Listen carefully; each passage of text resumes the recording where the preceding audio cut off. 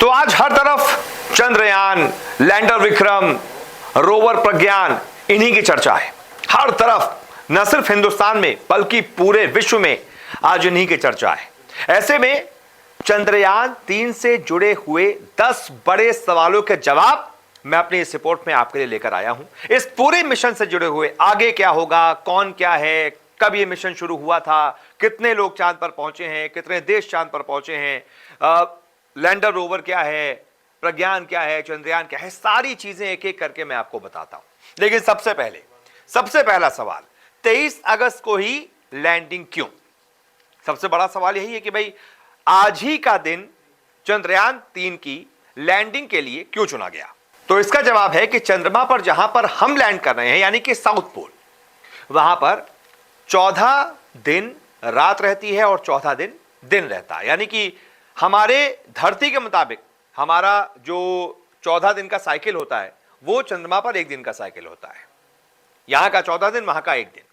ऐसे में जो एस्ट्रोनॉट्स हैं, इसरो के वैज्ञानिक हैं, उनको पता था कि 23 तारीख को चंद्रमा पर उस जगह पर जहां पर लैंडिंग हो रही है वहां पर धूप आ जाएगी और 14 दिनों तक, अगले 14 दिनों तक वहां पर धूप रहेगी। इसीलिए आज का दिन लैंडिंग के लिए चुना गया। दूसरा सवाल, कितने दिन की यात्रा के बाद चंद्रयान 3 चंद्रमा पर पहुंचा? तो इसका जवाब है 40 दिन। 40 दिनों की यात्रा करने के बाद चंद्रयान 3 जो है वो चंद्रमा में पहुंचा है, उसकी सतह तक पहुंचा है। 40 दिनों के इंतजार के बाद, 40 दिनों तक ऑर्बिटिंग करने के बाद। इसके बाद तीसरा बड़ा सवाल, चंद्रयान 3 मिशन पर कितना खर्च आया? तो इसका जवाब है चंद्रयान 3 मिशन पर कुल 615 करोड़ रुपए खर्च हुए। मात्र 615 करोड़ रुपए। सलाम है उन एस्ट्रोनॉट्स को, उन वैज्ञानिक को, इसरो को, जिसने सिर्फ 615 करोड़ रुपए में इतना बड़ा चंद्रमा मिशन, चंद्रयान 3 मिशन लॉन्च कर दिया।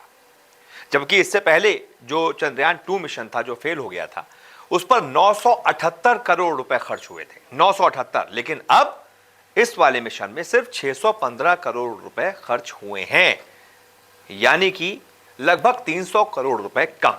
सलाम है हमारे वैज्ञानिकों को। चौथा सवाल, चंद्रयान 3 की लैंडिंग कहां? यह बहुत जरूरी है क्योंकि जिस साउथ पोल पर चंद्रयान 3 पहुंचा है वहां पर आज तक कोई भी देश नहीं पहुंच पाया। आज तक साउथ पोल, पिछली बार कोशिश हुई थी, हिंदुस्तान ने ही कोशिश की थी, लेकिन चंद्रयान 2 फेल हो गया था। अब और मजबूती के साथ पिछली गलतियों से सबक लेते हुए इस बार चंद्रयान 3 भेजा गया और यह साउथ पोल में हिंदुस्तान का, बल्कि हिंदुस्तान का, दुनिया भर का पहला मिशन है जो साउथ पोल में हो रहा है। पांचवा सवाल, साउथ पोल इलाके में ही मिशन क्यों भेजा गया? यह भी बहुत जरूरी सवाल है। इसका जवाब यह है कि जो चंद्रयान 2 था और साथ ही साथ चंद्रयान 1 2008 में, उसने यह पता किया था कि चंद्रमा की सतह पर बर्फ के रूप में पानी हो सकता है। उसने एक संकेत दिए थे। फिर चंद्रयान 2 गया, उसने ऑर्बिटिंग की, वहां से भी कुछ संकेत मिले और इसी वजह से साउथ पोल इलाके में चंद्रमा को और चंद्रयान को, माफ कीजिएगा, चंद्रयान 3 को भेजा जा रहा है क्योंकि वहां पर जब पता करना है कि क्या वहां जीवन हो सकता है। पानी की मौजूदगी मतलब जीवन। इस वजह से साउथ पोल में इस मिशन को अंजाम दिया जा रहा है। सवाल 6, इससे पहले चंद्रमा पर कौन कौन से देश पहुंच चुके हैं? तो इसका जवाब है 3 देश। भारत चौथा ऐसा देश है। इससे पहले अमेरिका, रूस और चीन, ये 3 देश चंद्रमा तक पहुंच चुके हैं, बहुत सारे मिशन को अंजाम दे चुके हैं। लेकिन साउथ पोल पर वो भी आज तक नहीं जा पाए। ना रूस जा पाया, ना चीन जा पाया, ना अमेरिका जा पाया। भारत सॉफ्ट लैंडिंग करने वाला चौथा देश है और इससे पहले अमेरिका, रूस और चीन ये कारनामा कर चुके हैं।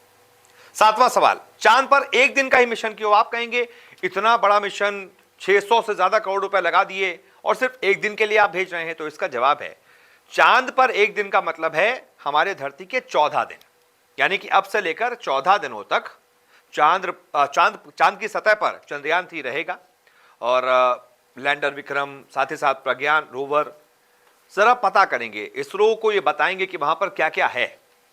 और एक दिन का मिशन नहीं है, एक दिन का मिशन तो चांद के हिसाब से हुआ, धरती के हिसाब से 14 दिन का मिशन है, क्योंकि 14 दिनों के बाद चंद्रमा पर जो है वो रात हो जाएगी और उसके बाद वहां पर टेम्परेचर जो है बहुत ज्यादा माइनस में चला जाता है, सारी चीजें जाम हो जाती हैं।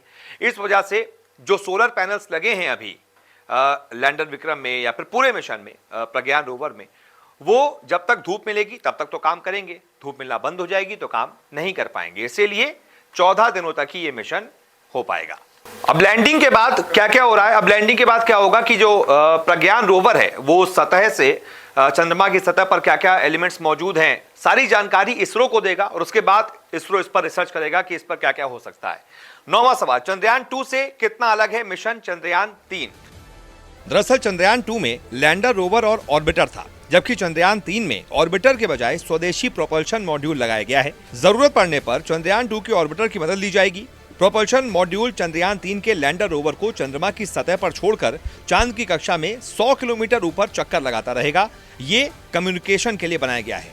चंद्रयान 2 फेल हो गया था, बहुत सारी वजह थी, हार्ड लैंडिंग हुई थी और इस वजह से चंद्रयान 3 को थोड़ा सा अलग किया गया है, पिछली गलतियों से सुधार करके भेजा जा रहा है ताकि यहां पर कोई भी गलती इस बार नहीं हो। 10वां सवाल, चंद्रयान 2 क्यों फेल हो गया था? चंद्रयान 2 इसलिए फेल हो गया था क्योंकि उस वक्त हार्ड लैंडिंग हो गई थी, स्पीड कम नहीं कर पाया था चंद्रयान 2, बहुत सारे मिसकम्युनिकेशन हो गए थे। लेकिन चंद्रयान 3 के साथ ऐसा कुछ भी नहीं है। तो ये 10 बड़े सवाल हैं। मुझे लगता है सारे के सारे सवालों के जवाब आपको मिल गए होंगे। बहुत बहुत शुक्रिया। नमस्कार, मैं हूं मानक गुप्ता।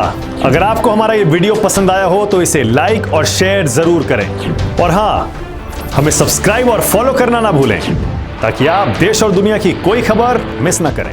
तो जुड़े रहिए हमारे साथ और देखते रहिए न्यूज़ 24।